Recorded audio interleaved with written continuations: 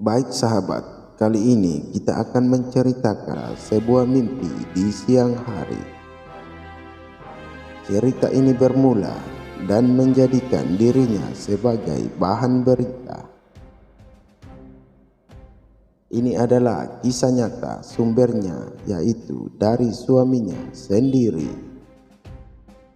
Kejadian bermula saat suami Rosi pergi bekerja.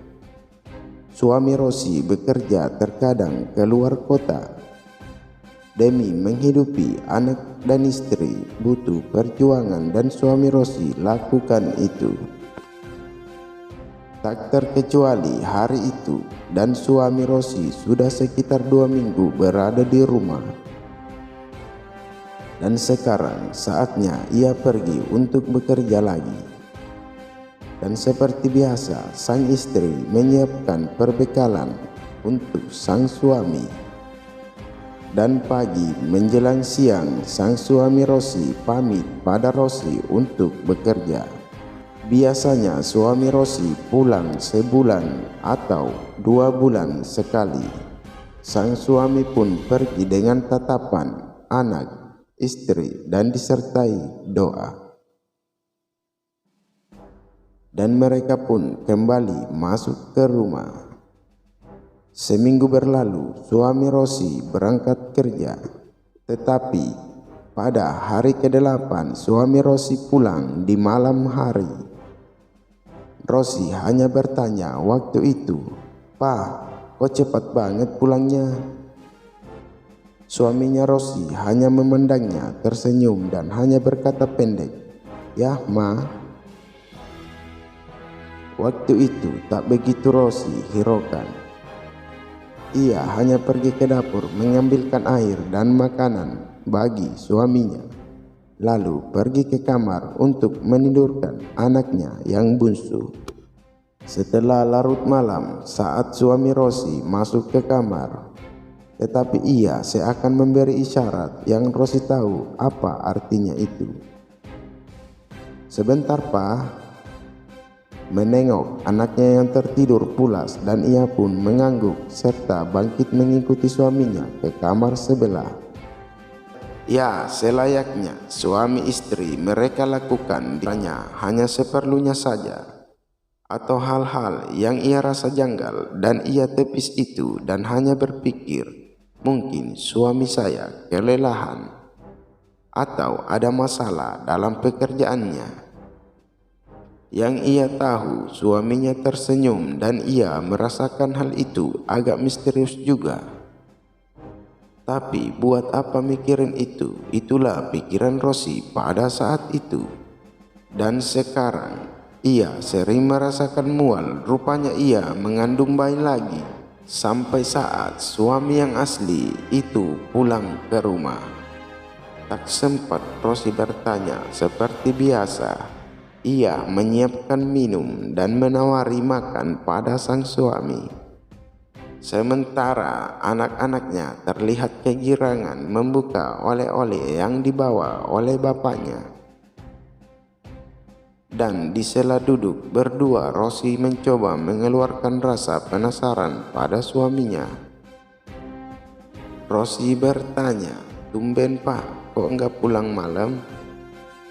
Dan pertanyaan Rosi mengejutkan suaminya. Lalu suaminya menjawab, "Ah, Mama, kapan aku pulang? Kan baru sekarang Papa pulang. Lagian lumayan banyak pekerjaan dan menambah penghasilan." Jawab suaminya.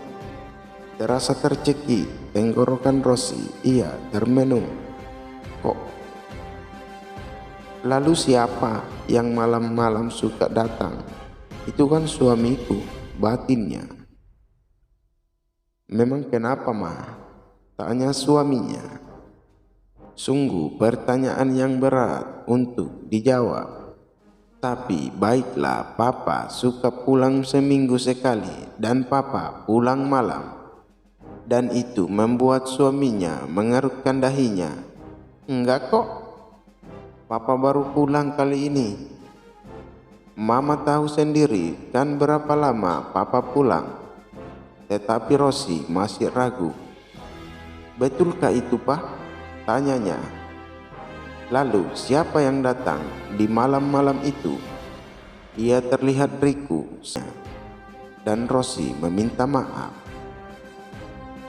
Lalu suaminya termenung, bingung dengan apa yang dialami istrinya. Sementara di sisi lain, ia baru kali ini pulang. Siapakah yang menyerupaiku? Ia bertanya pada dirinya sendiri. Dan penasaran itu terjawab. Ia dan Rosi menemui seorang yang pintar mengatakan bahwa yang berwujud suami Rosi adalah siluman dan biasa disebut dengan genderuwo. Ia bisa menyerupai seseorang dan melakukan hubungan intim dengan manusia. Dan ia wanti-wanti itu bukan kesalahan istrinya, juga adalah rahasia dari Tuhan. Yang terpenting kita menerima apa yang telah terjadi. Dan sementara bayi dalam kandungan biarlah terlahir. Karena seorang bayi tiadalah berdosa selain orang tuanya yang melakukan dosa itu.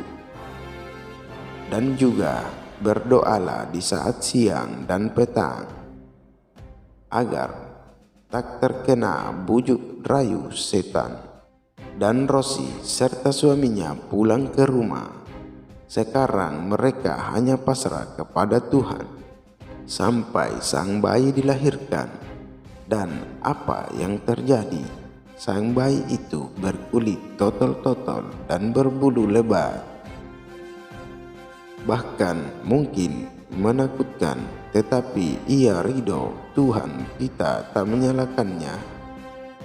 Rosi hanya pasrah dan merasa berdosa pada suaminya, yang alhamdulillah suaminya mengerti itu bukan kesalahan semata, tetapi dari hasil tipu daya setan yang nyata yang dialami istrinya.